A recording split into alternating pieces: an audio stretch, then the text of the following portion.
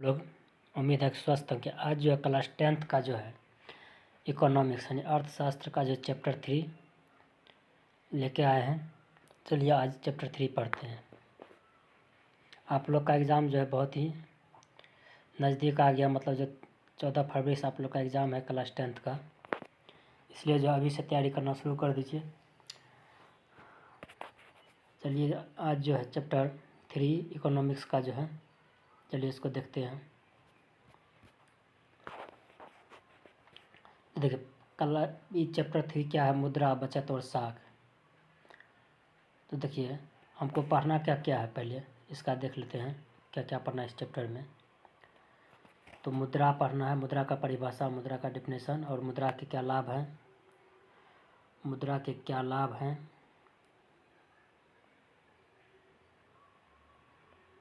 मुद्रा के क्या लाभ हैं। इसके बाद मुद्रा के विकास और मुद्रा के कार्य के बारे में पढ़ना है, और मुद्रा का विकास किस तरह से हुआ है ये भी पढ़ना है। इसके बाद जो है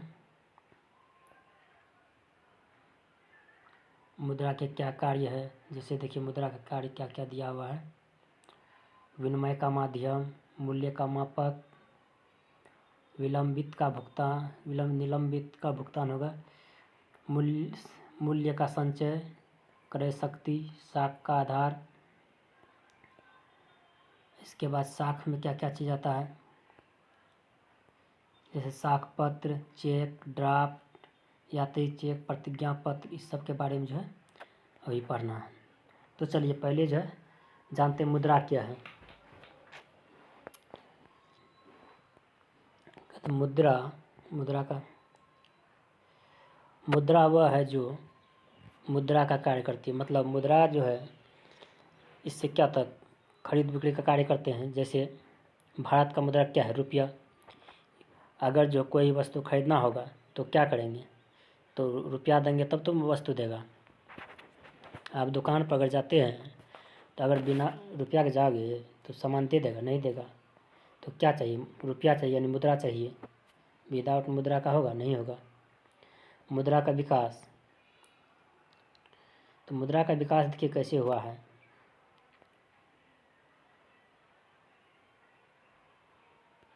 मुद्रा का विकास देखिए,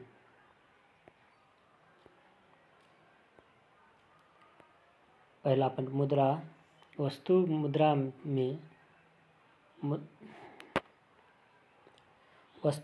में मुद्रा के रूप में वस्तु का प्रयोग किया जाता था। पहले जानवरों की खाल, उसके बाद गाय, बकरी आदि अनाज। देखिए इसका मतलब पहले के टाइम में जो है वस्तु खरीदा जाता था। जैसे जो है हमें चीनी लेना है और किसी के पास जो है गेहूँ है, तो क्या करेंगे, हम उसको गेहूँ देंगे, वह यानी उसको अगर गेहूँ है हमें चीनी है तो हम उसको चीनी देंगे और वह हमें क्या देगा, गेहूँ देगा। और इसके बाद कर रहा है, इसके बाद धातु मुद्रा के रूप में लोहा, तांबा, पीतल, सोना, चांदी आदि का प्रयोग होने लगा। इसका आकार अनिश्चित था, फिर बाद में निश्चित आकार, वजन और धातु के सिक्के का प्रचलन हुआ। देखिए पहले के टाइम में वस्तु से वस्तु खरीदा जाता था, बाद में जो है इसका जो है धातु का जो है सिक्का चला गया, जैसे तांबा का सिक्का, पीतल का सिक्का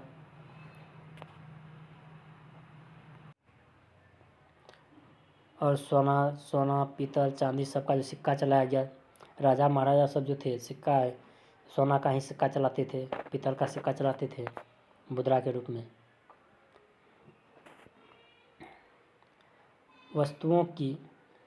धातुओं की मात्रा सीमित होने के कारण मुद्रा की मांग को पूरा करने में कठिनाई होने लगी, इसलिए धातु के मुद्रा के स्थान पर मुद्रा पत्र का आविष्कार हुआ।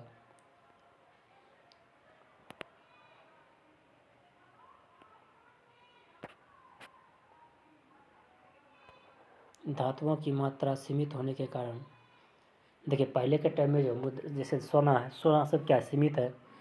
अगर जो है सिक्का के रूप में प्रयोग करने लगे तो उतना संभव है कि उतना सिक्का थी कर पाएगा, नहीं। तो इसलिए जो है ये क्या कहते हैं, इसके स्थान पर मुद्रा पत्र, जैसे वो अभी क्या चलता, जैसे कागज़ का नोट चलता है, तो इसका जो है आविष्कार हुआ।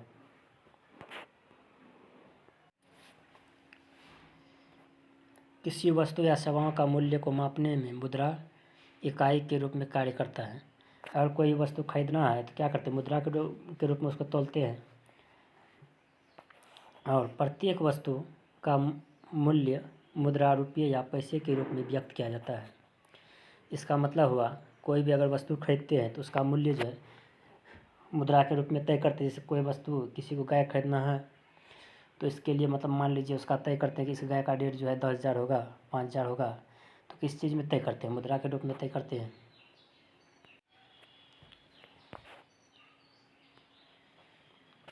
अब है मूल्य का संचय। मनुष्य का वर्तमान आवश्यकताओं के साथ साथ भविष्य की आवश्यकता भी महत्वपूर्ण होती है। अगर जो है भविष्य के लिए भी जो है हम लोग मूल्य का संचय करने के लिए मुद्रा के रूप में क्या करते हैं, तय कर देते हैं। मनुष्य भविष्य की आवश्यकताओं मनुष्य दूसरा पॉइंट है, मनुष्य भविष्य की आवश्यकताओं के लिए भी कुछ बचा कर रखना चाहता है, जो मुद्रा के रूप द्वारा ही संभव है।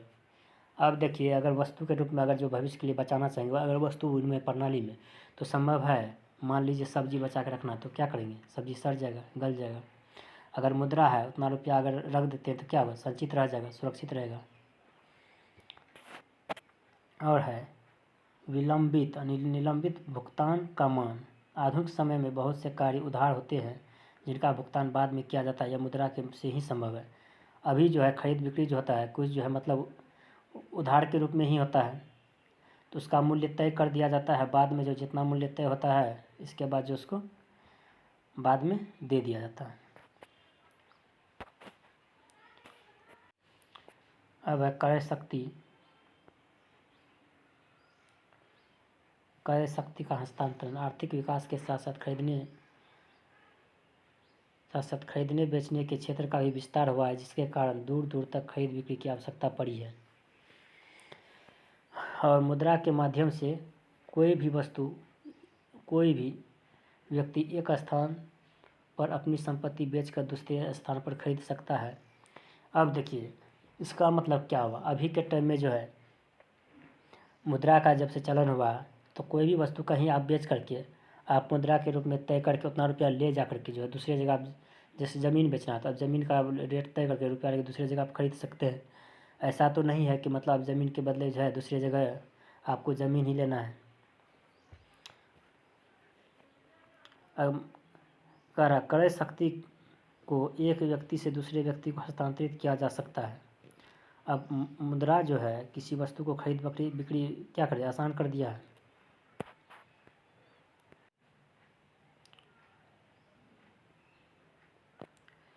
साख का आधार। देखिए, वर्तमान समय में व्यवसाय में बड़े पैमाने पर साख, मुद्रा, चेक, ड्राफ्ट आदि का प्रयोग होता है। देखिए, अभी के टाइम में जो है ज़्यादा रकम के लिए क्या साख या चेक सबका प्रयोग किया जाता है। अगर जब मान लीजिए 1 लाख रुपया लेना है, 10 रुपया का सिक्का दे दे तो संभव है, या तो नकदी दे दे संभव है। अगर जो चेक के रूप में लेते हैं तो एक पतला सा कागज होता है, जिससे आसानी से कहीं ले जा सकते हैं। और जो है और इसका जो है मतलब जो है छीनने सब का भी जो संभावना कम होता है तथा इस साख का आधार मुद्रा होता है। जिस व्यक्ति के पास बैंक में जितनी मुद्रा होगी उसी के अनुपात में उसका साख होता है। मान लीजिए आपका जो है बैंक में 1 लाख रुपया अगर जमा है, तो आप क्या 1 लाख तक का ही जो है साख अति मुद्रा ले सकते हैं। आपका साख है यानी जो आपको बैंक का जो है 1 लाख रुपया तक दे सकती है। अब है आगे का पॉइंट, वस्तु विनिमय प्रणाली की कठिनाइयाँ। वस्तु विनिमय प्रणाली की क्या कठिनाई थी। आवश्यकताओं के दोहरे संयोग का अभाव। ऐसे परिस्थितियों का अभाव पाया जाता है जिसमें व्यक्तियों की आवश्यकता एक दूसरे द्वारा ही पूरी होती है। वस्तु विनिमय प्रणाली की बहुत सारी कठिनाइयाँ थी। जैसे किसी को गाय खरीदना है और किसी के पास 2 मुर्गा है, तो मुर्गा और गाय का रेट कैसे तय होगा, असंभव है। अब कहता है मूल्य के सामान्य माप का अभाव। मूल्य के समान माप का अभाव, इसका अर्थ देखिए क्या हुआ। एक वस्तु के बदले किसी वस्तु की निश्चित मात्रा के बदले दूसरी वस्तु की कितनी मात्रा मिलनी चाहिए यह तय करना कठिन होता था। अब देखिए 1 केजी चीनी और 1 केजी गेहूँ लेना है तो इसका तय करना कठिन है। चीनी का मूल्य क्या होगा, ज़्यादा होगा, गेहूँ का मूल्य होगा तो कम ही होगा। तो इसलिए जो है वस्तु में प्रणाली में क्या था, कठिनाई था। अतः मूल्य की माप ठीक ढंग से नहीं हो पाती थी। यह भी है कि मूल्य का माप जो है सही तरीक़ा से नहीं हो पाता था। आगे देखिए भविष्य के भुगतान में कठिनाई। देखिए वस्तु नाशवान होने के कारण अधिक समय तक सुरक्षित नहीं रहती है। अगर जो है किसी वस्तु से वस्तु का तय करेंगे तो वस्तु क्या है, नाशवान है। वस्तु को जो है कितना, जैसे हरा सब्जी तो इसको कितना दिन सुरक्षित रख सकते हैं, 7 दिन, इससे ज़्यादा तो संभव है नहीं। वस्तुओं का संचय करना कठिन होता है। यही चीज़ है कि वस्तु को मतलब ज़्यादा किसी भी वस्तु को जो है ज़्यादा दिन तक जो सुरक्षित नहीं रख सकते हैं। 6 महीना, साल भर बहुत हो गया। कहता भविष्य में भुगतान के लिए वस्तुओं को नहीं रखा जा सकता। वही है, किसी वस्तु का भुगतान करना है तो फिर उसके बदले दूसरी वस्तु को रखना संभव नहीं है।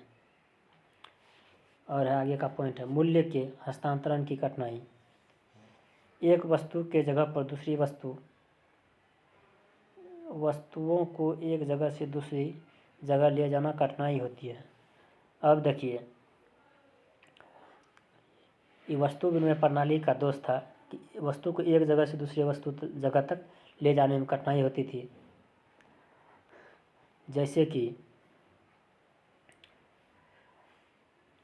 जैसे आप समझ सकते हैं कि जैसे चावल ही है तो चावल को अगर जो है मान लीजिए आपको कहीं ले जाना है तो इसको ले जाने में प्रॉब्लम होगा। अगर आप जो है उसका रेट लगा के यहीं बेच देते हैं और जो है उसके बदले कहीं और जो है खरीद लेते, क्या आसान हो जाएगा, आपको ढोना नहीं पड़ेगा।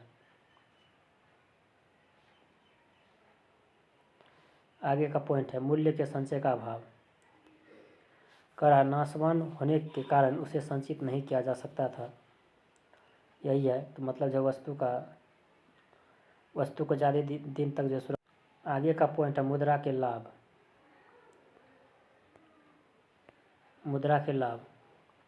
मुद्रा से क्या लाभ है, उपभोक्ता को लाभ। कहता प्रत्येक उपभोक्ता को मुद्रा से अपनी इच्छा अनुसार वस्तुओं को खरीद सकता है। अब देखिए मुद्रा से क्या है, उपभोक्ता अपनी इच्छा के अनुसार कोई भी वस्तु खरीद सकता है। अगर आपके पास रुपया है तो आप जो वस्तु चाहे खरीद सकते हैं, इसके लिए कोई टेंशन नहीं। जिस व्यक्ति के पास अधिक मुद्रा है वह अधिक वस्तुओं और सेवाओं को खरीद सकता है। ये बात तो स्वाभाविक है, जिसके पास ज़्यादा रुपया है वो ज़्यादा वस्तुओं को खरीद सकता है। अब आगे का पॉइंट है उत्पादक को लाभ। तो देखिए उत्पादक को क्या लाभ है, उत्पादक को लाभ। मुद्रा की सहायता से उत्पादन से संबंधित वस्तुओं जैसे कच्चा माल खरीदने, मशीन लगाने, मजदूरी देने संबंधी कार्य आसान हो गई। अब देखिए मुद्रा का आविष्कार होने से जो है बहुत सारा काम जो आसान हो गया। जैसे कोई सामान कच्चा माल खरीदना है तो आराम से खरीद सकता है, मशीन लगाना है तो आराम से लगा सकता है, मजदूरी देना है, ऐसे मजदूरी दिन भर करेगा तो कितना अनाज देगा, संभव नहीं था। इसके लिए मजदूरी तय किया गया। संबंधी कार्यों आसानी से कर पाता है।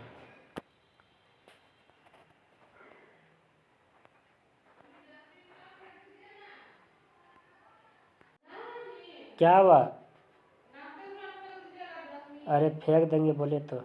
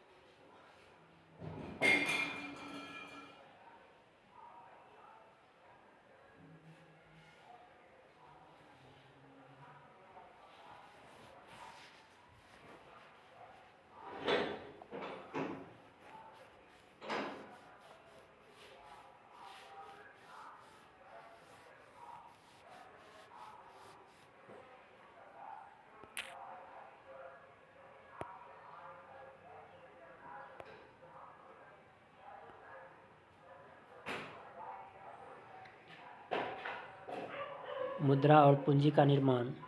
मुद्रा को बैंक में रखकर ब्याज प्राप्त किया जा सकता है एवं उद्योग धंधे में निवेश लगाकर पूंजी निर्माण की जा सकती है। मुद्रा को बैंक में रख कर क्या ब्याज प्राप्त किया जा सकता है?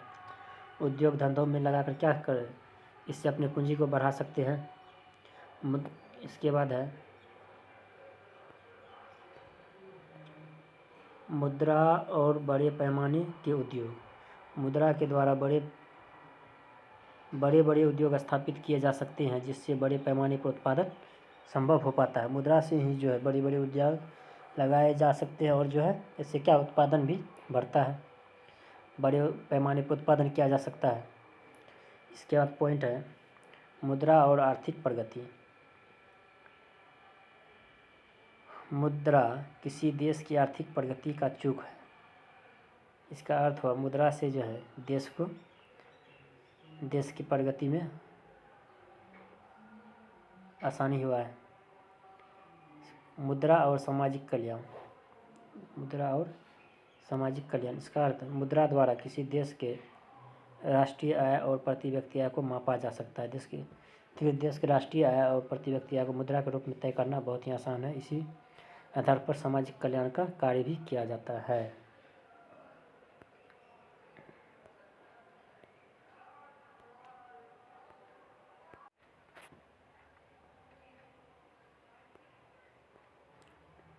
अब है बचत।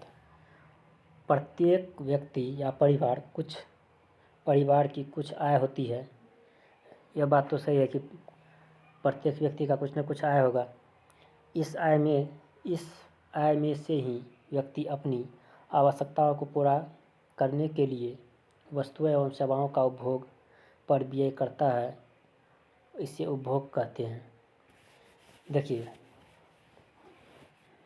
आय मतलब हम जो काम करते हैं उसके बदले जो हमें मेहताना मिलता है उसी को क्या कहते हैं? आय कहते हैं। और इस आय में से आदमी जो है अपने उपभोग पर खर्च करते हैं और उस उपभोग में से जो है कुछ बचत करते हैं। उपभोग पर व्यय करने के बाद आय की जो राशि बच जाती है उसे बचत कहते हैं। मतलब है जितनी आय है और खर्च करने के बाद जो रुपया शेष बचता है उसे बचत कहते हैं। बचत बराबर आय माइनस उपभोग, मतलब जितना आपका इनकम है और जितना खर्च है, आय में से इनकम को घटाते तो क्या बचेगा? बचत होगा। इस बचत का उपयोग विनियोग पर किया जाता है। इसका अर्थ हुआ आय का जो है बचत का उपयोग क्या चीज़ निवेश में किया जाता है। मान लीजिए किसी का इनकम जो है 12,000 है और वह 10,000 खर्च करता है तो उसका बचत कितना हुआ? 2,000। अगर मान लीजिए 2,000 ही पर महीना खर्च करे, बचत करे, 4 महीना किया तो कितना हो गया? 4 दूनी 8,000। 8,000 रुपया जो है वो चाहे तो बैंक में जमा कर सकता है, चाहे तो वो निवेश कर सकता है। साख का क्या आधार होता है? विश्वास। साख देने वाला या ऋण उधार देने को तभी तैयार होता है जब उसे विश्वास होता है कि ऋणी यानी कर्ज लेने वाला समय पर लौटा देगा। देखिए, ऋण किसको दिया जाता है? ऋण उसी को दिया जाता है कि जिस पे भरोसा होता है कि वो भविष्य में जो है वो ऋण को वापस कर पाएगा। अगर ऋण वापस नहीं करेगा तो क्या होगा? ऋण देगा बैंक? नहीं देगा। चरित्र। ऋणी का चरित्र या व्यवहार साख के आधार पर ही साख का आधार होता है। अगर व्यक्ति का क्या चरित्र अच्छा है तो बैंक क्या लोन तुरंत देगी। चुकाने की क्षमता। व्यक्ति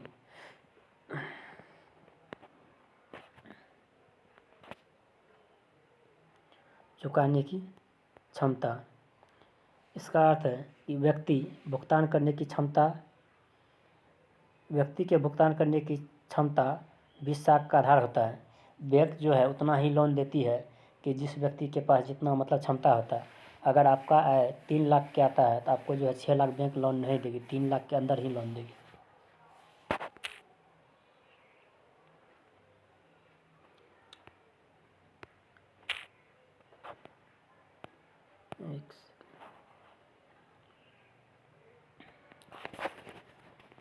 एक सेकेंड और है पूंजी और संपत्ति। पूंजी और संपत्ति। ऋणदाता पूंजी और संपत्ति की जमानत के आधार पर ही ऋण देता है। अगर बैंक जो ऋण देती है उसके बदले जो है कुछ जो है ज़मीन या कुछ जो ऐसा संपत्ति था जिसको बॉन्ड। ऋण की अवधि। ऋणदाता दीर्घकाल के लिए ऋण देने से घबराते हैं। कोई भी अगर छोटा ऋणदाता है तो वो जो है अल्पकाल के लिए ऋण देते हैं, यह नहीं है कि वो दीर्घकाल के लिए ऋण देने से घबराते हैं। दीर्घकाल के लिए ऋण बैंक देती है और लोकल जो है अल्पकाल के लिए ऋण देती है।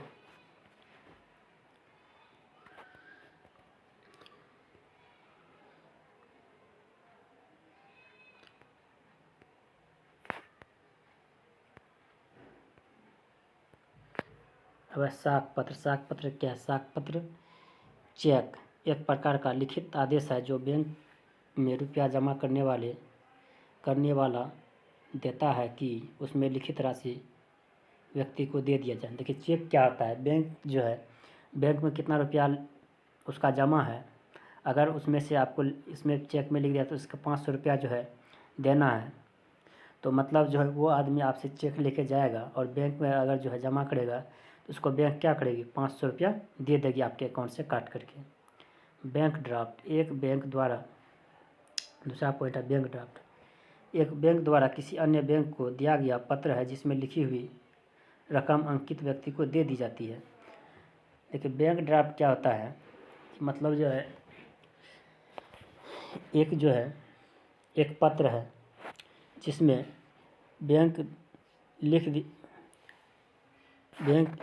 द्वारा दिया गया, एक बैंक द्वारा अन्य बैंक को दिया गया पत्र है। मतलब एक बैंक जो है दूसरे बैंक को पत्र देता है जिसमें लिखी हुई रकम अंकित व्यक्ति को, मतलब उसमें जिस व्यक्ति का नाम लिखा हुआ है उस व्यक्ति को दे दिया जाए। जैसे हुआ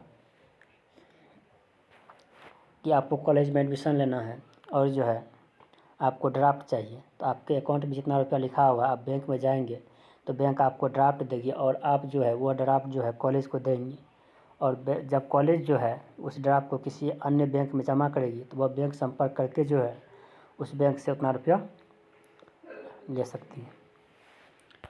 प्रतिज्ञा पत्र ऐसा पत्र है जिसमें अंकित रकम ब्याज सहित निश्चित अवधि में लौटा दी जाती है। प्रतिज्ञा पत्र ऐसा पत्र है जिसमें व्यक्ति से लिखा लिया जाता है कि मैंने इतना बैंक लोन लिया है और इतना समय के बाद जो मैं लौटा दूंगा। ठीक इसी तरह जो है आपका चैप्टर इकोनॉमिक्स का जो है चैप्टर 3 समाप्त हुआ और जो है ऑब्जेक्टिव के लिए जो है ऑब्जेक्टिव का भी जो है हर सब्जेक्ट का जो है 20-20 ऑब्जेक्टिव जो है 20-20 ऑब्जेक्टिव का जो है सेट यूट्यूब पे जो है इसका जो महामैराथन जो है चलाया जा रहा है, आप जाके जो है देख सकते हैं। क्लास 10th के लिए बहुत ही इम्पोर्टेंट है। आप जो उस वीडियो को जाके ज़रूर देखें। अगर हमारा वीडियो आपको अच्छा लगा तो चैनल को सब्सक्राइब कर ले और जो है बेल आइकन को प्रेस कर ले, जिससे जो है इस तरह का वीडियोज़ आपको मिलता रहेगा। Thank you.